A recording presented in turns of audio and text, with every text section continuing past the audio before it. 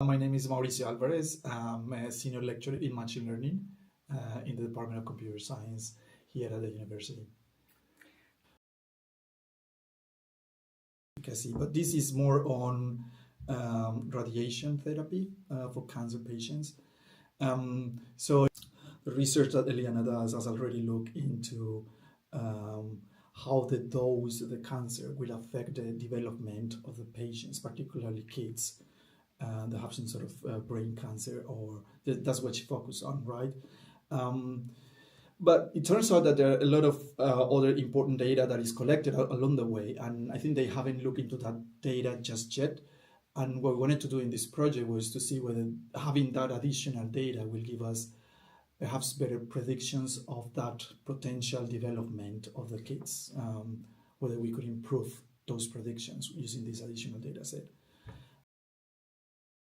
I like interdisciplinary research a lot, and I work with other researchers. I think, in general, I think the challenge is just to understand to find a common language, right? Because what they mean by, I don't know, whatever term, we actually use a different term, right? So is that just keep discussing things until you find out, oh, okay, when you say that, you meant this. This is what we will call that variable or that input. So spending time with them and trying to understand also what they want, what is important in their domain, right? Because each domain has different sort of performance metrics, right? What is perhaps useful for us in just pure machine learning, maybe it's not that useful in the application they're working on. So just trying to understand what's important for all of us is important, is part of this collaboration.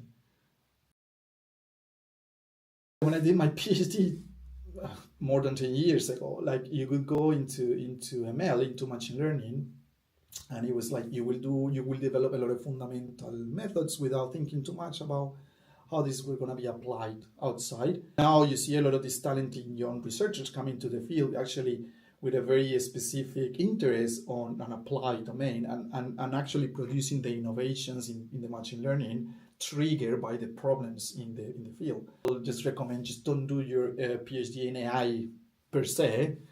What we want is people to do AI for biology, or AI for kid care, or AI for material science, or climate change, or you name it, right?